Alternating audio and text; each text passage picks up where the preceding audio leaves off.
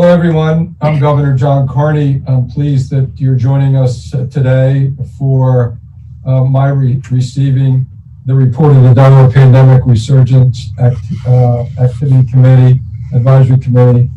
The interim report, which is dated July 31st. I want to first thank the two co-chairs, our Lieutenant Governor Bethany Hall-Long, our Secretary of State, Jeff Bullock, for your leadership of this group. The three chairs who you'll introduce in a minute have done a really difficult job over the last several weeks as we prepare for the possible rebound or resurgence of the COVID-19 virus in our state. The last 4 months have been unprecedented in the history of our state, uncharted waters all the way around as we saw the spread of the virus in Delaware starting in early March, peaking at the end of April with our peak hospitalization at 337 on April 27th. Delawareans really came together to push down that curve pretty significantly. After late April, we had encountered along the way an outbreak among poultry workers in Lower Kent and Sussex County and among the young adult demographic at the beach as we started out the summer into July, and are now in this kind of middling range between not really good and not bad. I'd like to be better than this. I think the recommendations and the observations that are in this report will help us. Part of it is to get people to follow the guidance and the restrictions. The most important thing I think for us has been to get people to wear masks when they're in public. It's been a challenge. I think compliance is getting better. But in our weekly White House conference calls, we've heard time and again from the CDC and the NIH advisors that that's the most important thing that everybody can do. I know there are lots of other observations, conclusions, and recommendations in this report. I want to thank all the people involved with the three subcommittees. Really important work that you've done, and it's will be a real challenge for us to go through it and to put into action, into place the recommendations that you've made. So with that, I'll turn it over to our Lieutenant Governor and our Secretary of State, Lieutenant Governor Hall-Long. Yes, thank you, Governor Carney. Good afternoon. And I want to say it's been a pleasure chairing the Pandemic Resurgence Advisory Committee with my incredible co-chair, our Secretary of State, Jeffrey Bullock. And I first want to start, Governor, on behalf of all of us with the PRAC to acknowledge your personal tireless energy and effortless leadership over these past several months. Thank you for doing that, and thank you to your cabinet, thank you to DPH and DEMA, and to all the frontline workers who've worked so incredibly tirelessly to keep Delaware healthy. You and I and others have always said, in order to have a healthy economy, we've got to have that healthy community. And thanks to your leadership, Governor, by putting together this PRAC committee, we have a roadmap. And thanks for the roadmap, we are able to look back over those past 4 months and look at what lessons worked, what maybe we had challenges with. And then in addition, we're probably not going to have a vaccine or treatment. And so putting together the PRAC was a really good step forward because we've got together some of the brightest people, I think, in our state. And thanks to your leadership, we have individuals from the grassroots community, our business community, our health leaders, and also our General Assembly. And we cannot thank them enough. They have worked tirelessly and diligently and put together, Governor, this interim report that you have in front of you. And I like to call it the Pandemic Playbook.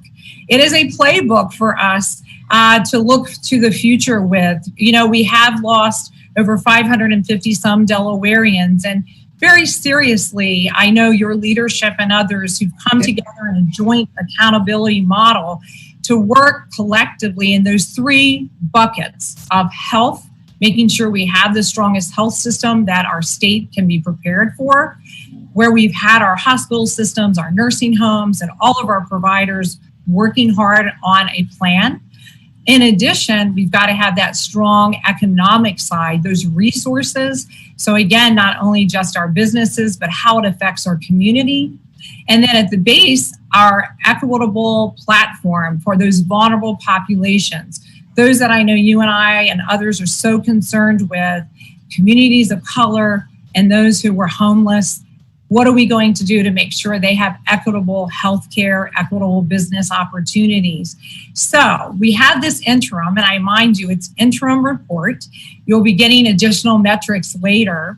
And before we turn this over to our Cabinet Secretary of State and our co-chairs, I would like to thank your staff, the Secretary of State staff, my office staff, and the Boston Consultant Group for the efforts that they also put forth in keeping us on task to date. We hope to be back to you with a final report in September. And again, I want to thank the co-chairs, Dr. Nancy Phan, Eugene Young, and Katie Wilkinson for their excellent efforts. And I had promised my co-chair I would not get into all the details around recommendations or the joint accountability model, because I know that's something he in particular is very focused on and working so hard on. And again, Governor, I wish we had time to introduce all 46 of our committee members.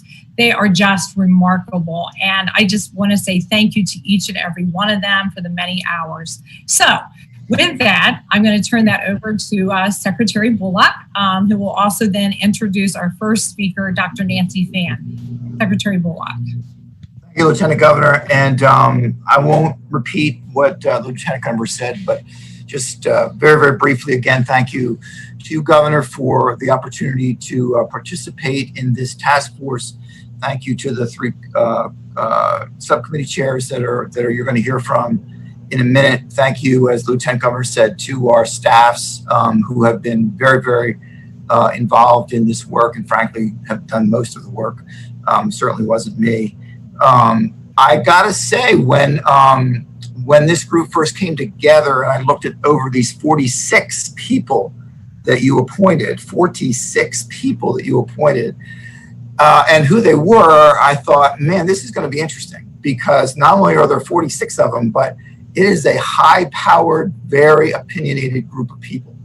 And I wondered how we'd all get along, quite frankly. And the answer to that is would have made you proud, I think. Not only did everyone get along, but the contributions of every member of the group to a person, I would say, have been amazing. And our three co-chairs in particular, who had to stitch together a lot of very divergent points of view and try to make them make sense in some way in putting together this report.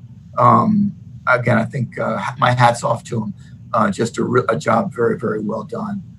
You know, even in the time since this task force has been working, this pandemic has continued to change, as we all know. It's still very much with us. And it's gotten a little bit younger. It's got a little more serious in some states where it wasn't serious a couple months ago, but it shows no signs of going away anytime soon. And with it, we've seen a growing economic crisis that I think is only going to get worse as well with time. And so our charge has changed a little bit in that we have looked at this kind of how do we handle both these things simultaneously, right? The pandemic, the deadly virus, as well as the growing economic crisis, and it ain't easy.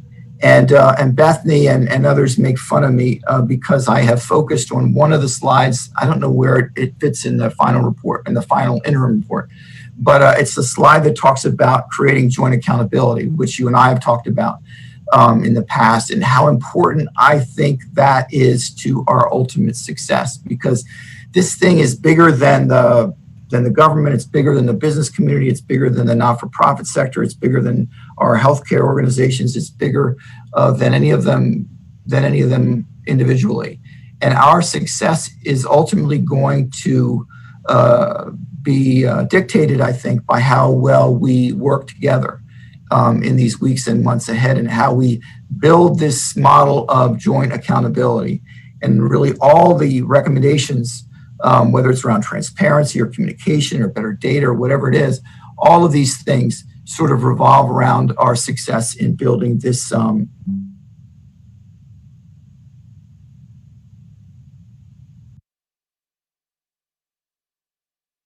doesn't really exist yet. And I wish it did, but it doesn't. I'm just being honest with you. The good news is that you have on the phone, on the Zoom call with you today and on this committee and beyond the membership of this committee, a whole lot of people that want to make something like that work. And they're prepared to put their shoulder into it and lean forward into it and make it a success, because I think we all understand that literally our future is dependent upon it. And again, I couldn't be more proud of the work of each of these three subcommittees. I think between the Lieutenant Governor and I, we listened in on almost every conversation that these groups have had, and they were very productive. And the report that we're sending over to you today is indicative of that. And so I'll stop there and to turn it over to Nancy Phan, to Dr. Phan, who was the subcommittee chair of our health group. And again, to Dr. Phan and to Katie Wilkinson and to Eugene Young, my appreciation for all your hard work. Dr. Phan. Thank you, Secretary. And I just want to thank the Lieutenant Governor and the Secretary for leadership on this committee, and really thanking them for and the Governor, especially Governor, for the opportunity to be able to work with such a great group of committee members. Definitely big thanks and deep appreciation to my committee members and the Boston Consulting Group and Joe Bryant as our liaison from the Governor's office. So I would like to take this opportunity to be able to kind of highlight a couple of the recommendations that we'd really like to bring forward. And first and foremost, I totally echo and wholeheartedly agree with the Secretary Bullock that to make this successful, to make sure that we actually don't need to implement a lot of the recommendations that would result from having a resurgence, is that optimizing the collaboration between all the community sectors, healthcare, to state, the business, and really making sure that, and especially the public, that we're all in this together. Having said that, the health subcommittee wanted to make sure that if we are going towards resurgence, end up in the numbers that we see in places like Houston or Florida or Arizona, that we have a plan in place from the lessons that we learned in the spring. One of the first and foremost recommendations that I think will be most impactful, but also would be also quite challenging, is pulling together a working group from the healthcare sector along with the Division of Public Health. That is a responsive small working group to make sure that we have all the elements in place that we discussed during the subcommittee in response to a resurgence. This working group is what we consider a nimble group, very flexible, quick to respond to any changes. And we know this disease is a rapidly changing pathway. So in response to that, but also in communication with a larger advisory body that will comprise of elements from both the PRAC Health and Equity subcommittees, so that we have that greater communication and being able to incorporate those elements into what we need to respond. A second recommendation that I thought was very, very impactful will be about, of course, PPE, right? PPE was personal protective equipment. It has been a big, big component of how to keep people safe, how to contain transmission, how to make sure that we're decreasing the health outcomes that can happen with the pandemic, and being able to learn our lessons and expand on how not we can just have greater supply, but also use of our PPE in both our healthcare sectors and other parts of our community that need it to make sure that our community is safe. This is one of our broader recommendations, and we're hoping that we're able to implement a lot of these prior to what would happen in resurgence, so that we're prepared this time and that we are able to make sure that we don't have to be behind the eight ball when it comes to keeping our healthcare workers, our community essential workers, everybody that would need to be able to contain the transmission of the disease. And then the final recommendation that I'd like to pull out, we do have 12 of them, but this last one I would like to pull out is about containing access. Making sure that we are maintaining access to our healthcare, even if we have a pandemic resurgence. one of the lessons I think we learned in the healthcare sectors was one of the negative consequences of having closed down all healthcare access to our patients, and the negative health outcomes that can come from that, from delaying both preventative care, and as we go into flu season, talking about vaccinations, the delaying care for people with chronic diseases and making them feel safe that they can access their health care, and also being able to address concerns with mental health, substance use, maternity care. I think all of these are essential that we have learned that we need to be able to maintain access for, even if we're talking about resurgence numbers. And we have some really strong recommendations on being how able to do that we're hoping that the governor and the public can comment on and weigh in on. But those are just a couple of the ones that I feel we would like to highlight as we bring the report forward. For the governor, I know Secretary Walker has talked about how you pretty much have become an epidemiology specialist. We do have a ton of data. Data is what's driving our recommendations. There's a ton of data in our subcommittee report, and we're looking for useful and meaningful recommendations that would help us during the resurgence.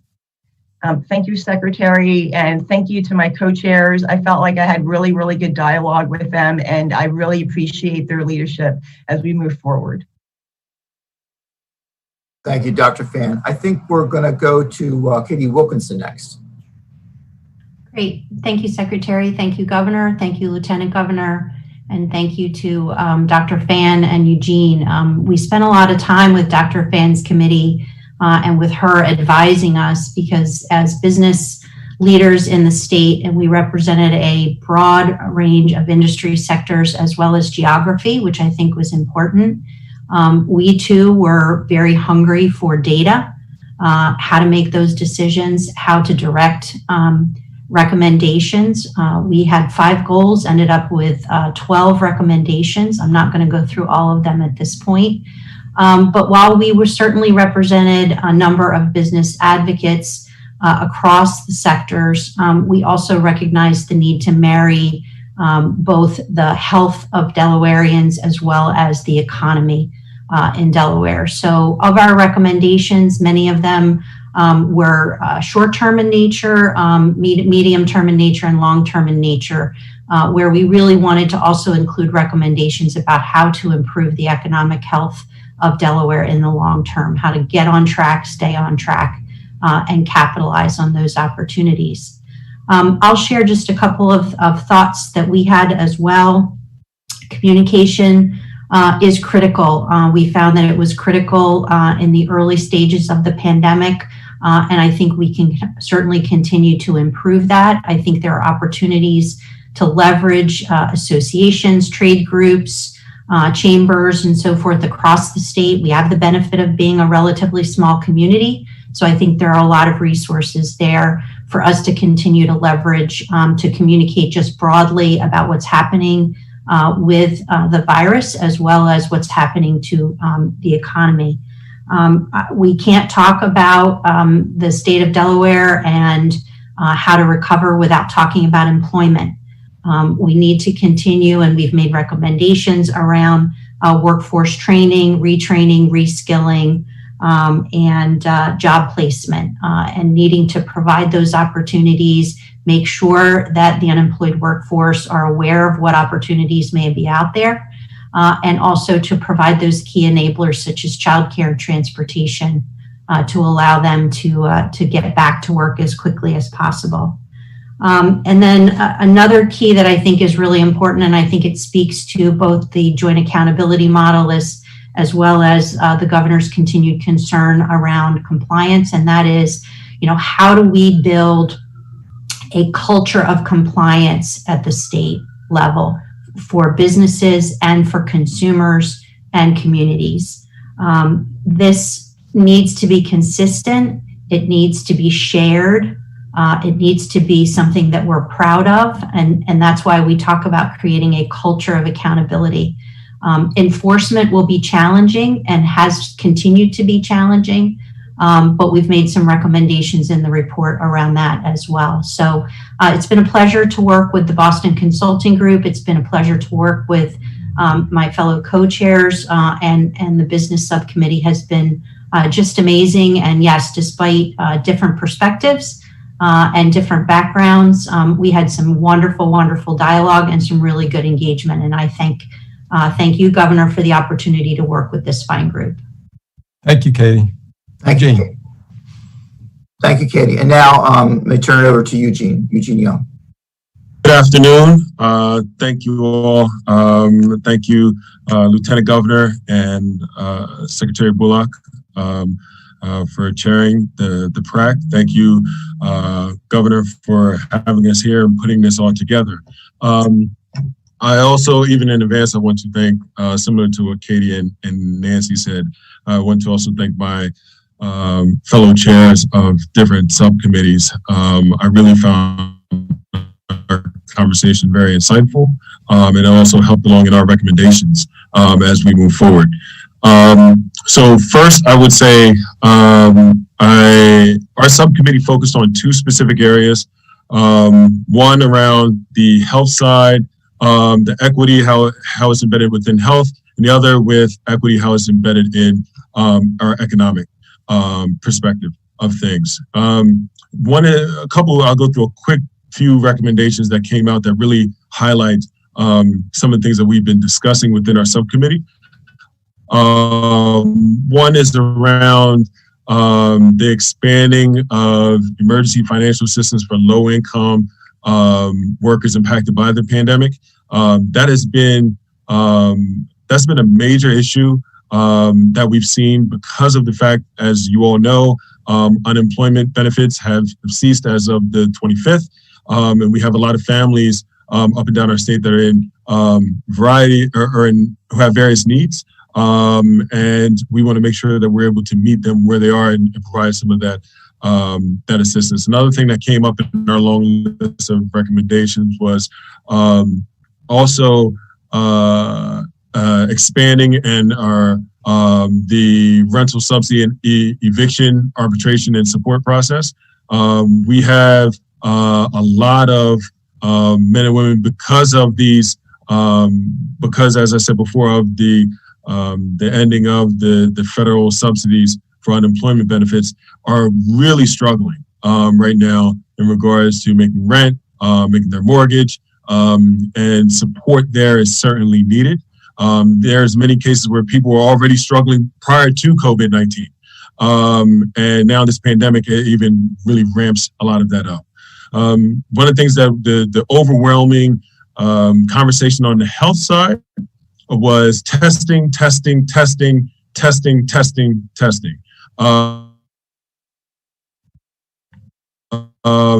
came up from almost everyone within our subcommittee. I would say that it also came up this aspect of making sure that we must have differential thresholds and make sure that we're being targeted in regards to our outcomes and make sure they're adjusted for race and ethnicity.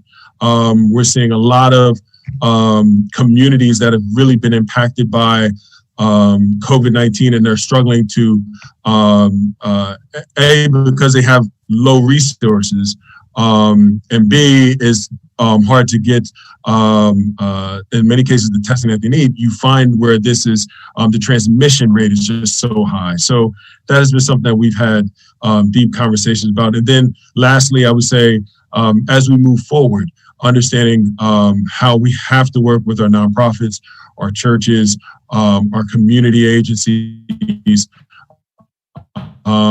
to be able to do a variety of things, from spreading information to contact tracing, to working with our FQHCs on making sure people are able to get the care that they need as we move forward. So these are just a few that I would just like to highlight and bring up to the group, but I really want to this opportunity. Thank you so much. Well, thank you, Eugene, and to Katie and Dr. Fan, both for all of your work and leadership of these groups. Lots of recommendations. It's going to take us a while to go through that. Certainly the leadership at the top with the Lieutenant Governor and Secretary of State. All the 40-some people, Jeff, that you mentioned that were part of this, I know each of them and the expertise that they brought to the committees, very busy people, and we appreciate their time. It's interesting the way the screen in front of me is structured, where we have health and the economy, and then Eugene representing vulnerable populations, if you will, in the middle. And what we do in each, both on the economy side and in the health side, is going to affect people in disproportionately. And I think it's a nice frame for this interim report and this presentation. We've learned a lot over the last 3 or 4 months. I've learned a lot as your governor about the capability and the willingness of Delawareans to pull together every sector, healthcare, physicians, all the folks in the hospitals, unbelievable partners. The business community, as you said, Katie, we're small. We're able to communicate better and get things done. And certainly the advocacy community, those, our Lieutenant Governor worked closely with the homeless population at the outset and converted that into an outreach for those individuals during the pandemic and the weeks ahead. We've been successful in pushing down that curve and standing up testing comprehensively across our state much more effectively than 3 or 4 months ago. We don't know what to expect in the fall, and your work is so important to get us to focus on the things that where we need to get better, where we need to come together. I think the biggest challenge that we face is I don't want to go back to a place where we're shutting things down again, because I don't know that we can afford to. And I don't know that anybody's figured out a way to manage their economies in whatever states. And I hear the governors from each of the states on a weekly basis. The governor of Arizona now and Texas and Florida are shutting things down. A month, 2 months after we did it here, we're starting to reopen. But we've got to find that spot, because as the Lieutenant Governor said at the outset, and I know is all in all of our minds, is we've got to have both a healthy community and a healthy economy, or the people, particularly the people most at risk, suffer significantly. So this work is tremendous. We appreciate all the time that you put into it. I know that there were members of my staff, importantly Albert Shields, probably as our point person on it, and all the other members. So we need to thank all the professionals at the Division of Public Health and Housing, Department of Labor, all these folks who've really done above and beyond, even with the limitations and things that we weren't able. Secretary Bullock's crew there at Division of Small Business, unbelievable work. Jamie Mack and the rest, figuring out how do you open businesses so that they can get some revenue to stay alive. And so your work is going to help us with that. It's going to help us maintain the health of our community while we get our economy going for the benefit of the people that we all work for and serve. So let me just wrap it up by thanking all of you for your great work and leadership in each of your sectors, and to thank the Lieutenant Governor again and our Secretary of State for leading the effort. I know this will be important for us as we move to the fall. We're right now in the middle of probably the hardest thing. It was hard closing and shutting down things. There's a lot of fear and uncertainty out there that drove that. Even harder as we reopen, to try to reopen in a way that's safe, but recognizing that people were suffering on the business and worker side, but sending our children back to school in a safe way where they need to be in front of teachers. I think it's going to be the biggest challenge that we face, particularly at a time where we're looking at the possibility of a resurgence and the return of the flu in the fall. So your work couldn't be more important at this crucial time, and we appreciate it very much. So thank you all. Thank you, Governor. Thank you, Governor. You're welcome. And to those of you who are viewing this, I want you to know that these folks have done a great service for you, those that we work for, the people of our great state of Delaware. I'd also advise you to look at our website at de.gov/coronavirus. There's great information there about what you can do individually, what the data looks like on a day-to-day basis. And we know that each of us can do something. Most importantly is wear that mask when you're out in public. Thank you all very much, and God bless you. Thank you. Thank you. Thank you. Thank you.